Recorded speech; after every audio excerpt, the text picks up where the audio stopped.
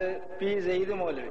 നേതാക്കളെ, പണ്ഡിതന്മാരെ, സുഹൃത്തുക്കളെ, വളരെ പരിമിതമായ ഒരവസരമാണ് ഈ ദഅവത്ത് സമ്മേളനത്തിൽ ഓരോരുത്തരുടെയും മുജാഹിദ് രംഗത്തുണ്ടായ അനുഭവങ്ങൾ വിവരിക്കുവാൻ വേണ്ടി അനുവദിച്ചിട്ടുള്ളത്. ഇത്രയും പരിമിതമായ സമയത്ത് അത് പറഞ്ഞു തീർക്കാൻ, എണ്ണി തീർക്കാൻ തന്നെ കഴിയുമെന്ന് എനിക്ക് തോന്നുന്നില്ല. അത്രമാത്രം അനുഭവങ്ങൾ എന്റെ സ്വന്തം ജീവിതത്തിൽ എനിക്കുണ്ട്. ഏകദേശം എന്റെ ഒരു 23 വയസ്സ് മുതൽ മാത്രമാണ് ഞാൻ മുജാഹിദ് പ്രസ്ഥാനത്തിൽ വന്നിട്ടുള്ളത്. അതിനു മുമ്പ് എന്റെ നാട്ടിലുള്ള എല്ലാ ഖുറാഫാത്തുകളും, മാല, മൗലിദ്, റാത്തീബുകൾ, ഹദ്ദാദുകൾ തുടങ്ങിയുള്ള എല്ലാം ധാരാളമായി നടത്തിയിരുന്ന ഒരാളാണ്. ഏതാണ്ടും മൗലിദുകളും മാലപ്പാട്ടുകളും ഇപ്പോഴും എനിക്ക് മനഃപ്പാടമാണ്. അത്രയും അധികം ഞാനത് ഉപയോഗിച്ചിട്ടുണ്ടെന്ന് അർത്ഥം. അങ്ങനെ ഇരിക്കവെയാണ് പറപ്പൂർ അബ്ദുറഹ്മാൻ മൗലവി മർഹൂം അവർകൾ ഞാൻ പഠിച്ചിരുന്ന പള്ളിയിൽ ദർസിന് വരികയും റബ്ബക്കുമുല്ലദീ ഖലഖക്കും വല്ലദീന മിൻ ഖബ്ലിക്കും ലഅല്ലക്കും തത്തഖൂൻ അല്ലദീ ജഅല ലക്കുമുൽ അർള ഫിറാശൻ വസ്സമാഅ ബിനാഅൻ വഅൻസല മിനസ് സമാഇ മാഅൻ ഫഅഖ്റജ ബിഹി മിനസ് സമറാത്തി റിസ്ഖൻ ലക്കും ഫലാ തജ്അലൂ ലില്ലാഹി അൻദാദൻ വഅൻതും തഅലമൂൻ.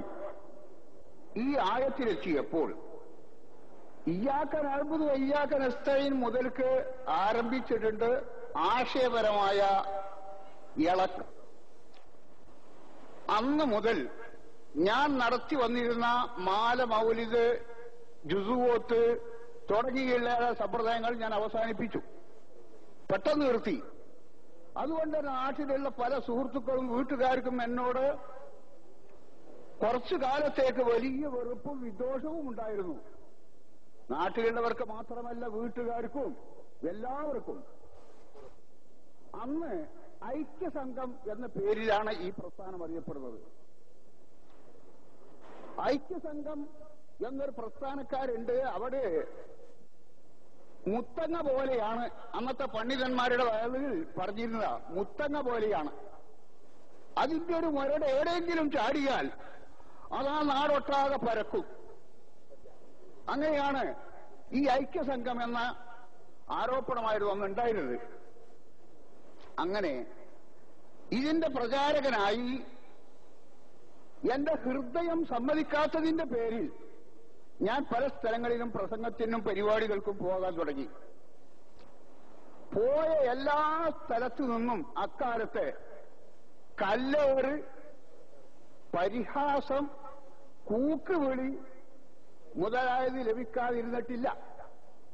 പക്ഷേ ഞാനപ്പോ എല്ലാം സമാധാനിച്ചത് ഒമാൻ അക്കമോ മിൻഹും ഇല്ലാ അൻ യൂമിനു ബില്ലാഹിൽ അസീസിൽ ഹമീദ് എന്ന ആയത്താണ് മനസ്സമാധാനമായി എനിക്കുണ്ടായിരുന്നത്.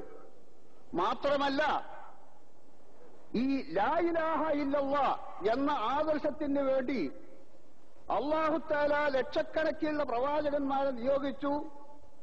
ആ പ്രവാചകന്മാർ ഒരൊറ്റൊന്നിന് പോലും ശത്രുക്കളില്ലാതെയും അവരെക്കുറിച്ച് ആരോപണങ്ങളും ആക്ഷേപങ്ങളും ഇല്ലാതെയും ഇരുന്നിട്ടില്ല. പലതരത്തിലുള്ള മർദ്ദനങ്ങളും അവർ സഹിക്കേണ്ടി വന്നു എന്ന് മാത്രമല്ല, അമ്പിയാക്കന്മാരെ കൊലപ്പെടുത്തുക പോലും ചെയ്തിരുന്നു എന്ന് മാത്രമല്ല, അംറും ബിൽ മഅറൂഫ് നഹ്യും അനിൽ മുൻകർ നടത്തുന്ന ആൾക്കാരെ പോലും കൊലപ്പെടുത്തിയിരുന്നു എന്നുള്ള ചരിത്രം പരിശുദ്ധ ഖുർആനിൽ നൂഹ് നബി അലൈഹിസ്സലാമിന്റെ അക്കാലം മുതൽ അന്ത്യപ്രവാചകരായ മുഹമ്മദ് മുസ്തഫ സല്ലല്ലാഹു അലൈഹി വസല്ലമ വരേക്കുള്ള എല്ലാ നബിമാരുടെ ചരിത്രങ്ങളും ഖുർആനിൽ നിരത്തിയിടത്തോളം നമുക്ക് കാണാൻ കഴിയും. അവർക്കെല്ലാമുള്ള അനുഭവമാണ്. എന്ന് വരുമ്പോൾ എനിക്ക് ലഭിച്ച കല്ലേറ്, കൂക്കുവിളി, പരിഹാസം ഇതൊന്നും തന്നെ എന്നെ ആ പ്രവർത്തനത്തിന് പിന്മാറാൻ പര്യാപ്തമാകില്ല. ഞാൻ അതിൽ ഉറച്ചു നിന്നുകൊണ്ട് മുന്നോട്ട് പോയി. ചില പ്രധാന സംഭവങ്ങൾ ഓർമ്മയിൽ നിന്ന് വിട്ടുപോകാത്ത പല അനുഭവങ്ങൾ എനിക്കുണ്ട്. ഒരുപാട് അനുഭവങ്ങളുള്ളതൊക്കെ ഞാൻ വിസ്മരിച്ചിട്ടുണ്ട്. ഇപ്പൊന്നും വേണ്ടതുപോലെ പറയാൻ ഓർക്കുന്നില്ല. 939 ഞാൻ അന്തമാനിലേക്ക് പോവുകയുണ്ടായി. അവിടെ ചെന്നപ്പോൾ ആദ്യമായി അവിടെ തൗഹീദ് രംഗത്തൊരു പ്രസംഗം നടത്തിയത് ഞാനായിരുന്നു. അതിനു മുമ്പ് അവിടെ ആ ദേവത്തെത്തിയിട്ടില്ല. ആ കാരണത്താൽ തന്നെ എന്നെ അവിടെ സ്റ്റേജിൽ വെച്ച് കസാലയിൽ നിന്ന് ചവിട്ടി മറിക്കാനും മറ്റും തയ്യാറെടുത്തുകൊണ്ടുള്ള പണ്ഡിതന്മാര് സെറ്റ് കെട്ടി വന്നു. അങ്ങനെയുള്ള അനുഭവങ്ങൾ എനിക്കുണ്ടായിട്ടുണ്ട്. കല്ലേറും പരിഹാസവും കൂക്കുവിളിയും ധാരാളം അതിന് പുറമെയും ഉണ്ടായിട്ടുണ്ട്. 31 പോയി 40 ഞാൻ അന്തമാനിൽ നിന്ന് ആദ്യമായി പോകുന്നത്. അതിനുശേഷം അവിടെ 2 ജുമുഅ ഉണ്ടാക്കി, 3 ജുമുഅ ഇസ്ലാഹി രംഗത്തുള്ള ജുമുഅകൾ ഉണ്ടാക്കി. അന്ന് അവിടെ ജുമുഅ ഹറാമായിരുന്നു. കാരണം അവരുടെ മൂല്യമുണ്ടായിരുന്നത് ഇവിടെ ഉള്ളവരൊക്കെ മുസാഫിരീങ്ങളാണ്. അതുകൊണ്ട് ഇവിടെ ജുമുഅ സഹിയാകൂല, മുത്തവത്തരീങ്ങൾ 40 ആൾ വേണം എങ്കിലേ ജുമുഅ നടത്താൻ പറ്റുള്ളൂ എന്നുള്ള മസാലയിൽ നടന്നിരുന്ന കാലമാണ്. എന്നിട്ട് ഞാൻ അക്കാലത്ത് നമ്മുടെ KM മൗലവിക്ക് 2 പ്രാവശ്യം ഫത്വ എഴുതിയിട്ടുണ്ട്. അദ്ദേഹം അതിന് വിശദമായ നിലക്ക് മറുപടിയും തന്ന് അങ്ങനെ ആ നാട്ടുകാർക്ക് മനസ്സമാധാനം ഉണ്ടായി. ജുമുഅ തുടങ്ങി, 2 മഹല്ലിൽ ജുമുഅ തുടങ്ങി. അങ്ങനെയാണ് ഞാൻ 940 അവിടെ നിന്ന് പോകുന്നത്. അതിനുശേഷം ഞാൻ പത്തപ്പിരിയമാണ് ഔദ്യോഗിക രംഗത്ത് താമസം തുടങ്ങി, വീട് വിട്ട്. അവിടെ വന്നതിന് ശേഷം പത്തപ്പിരിയത്ത്, സത്യാനം, 7 കളരി തുടങ്ങിയുള്ള സ്ഥലങ്ങളിലും അതിന്റെ പരിസര പ്രദേശങ്ങളായ വണ്ടൂര്, ചെറുകോട്, അതുപോലെ പന്തലിങ്ങൽ, കാട്ടുമുണ്ട പന്തലിങ്ങൽ, അതുപോലെ നിലമ്പൂര്, ചുങ്കത്തറ, മണിമൂളി, എടക്കര, മണ്ണിശ്ശേരി, മരുതകൽ എന്നീ പറഞ്ഞ സ്ഥലങ്ങളിലെല്ലാം ഞാൻ പരിപാടിക്ക് പോയിട്ടുണ്ട്. അവിടെയെല്ലാം കൂക്കുവിളിയും പരിഹാസവും എനിക്ക് അനുഭവപ്പെട്ടിട്ടുണ്ട്. അങ്ങനെ 951 ഞാൻ പത്തപ്പിരിയത്ത് നിന്ന് വിട്ടത്. അത് വിട്ട ഉടനെ വന്നത് രണ്ടത്താടിയിലാണ്.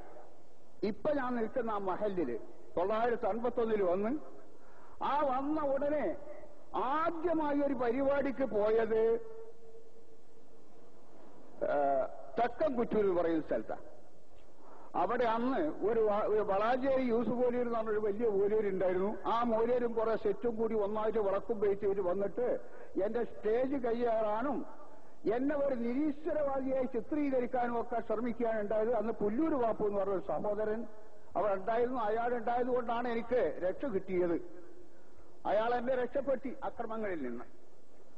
അതിനുശേഷം പറവന്നൂര്, വാരണാക്കര, അതുപോലെ പുല്ലൂര്, ഇങ്ങനെ അതിന്റെ പരിസര സ്ഥലങ്ങളിൽ പലയിടത്തും പരിപാടിയുണ്ടായി. അന്നൊക്കെ എനിക്ക് ഈ കൂക്കുവിളിയും പരിഹാസങ്ങളും കല്ലേറ് തുടങ്ങിയുള്ള അനുഭവങ്ങളും ഉണ്ടായിട്ടുണ്ട്.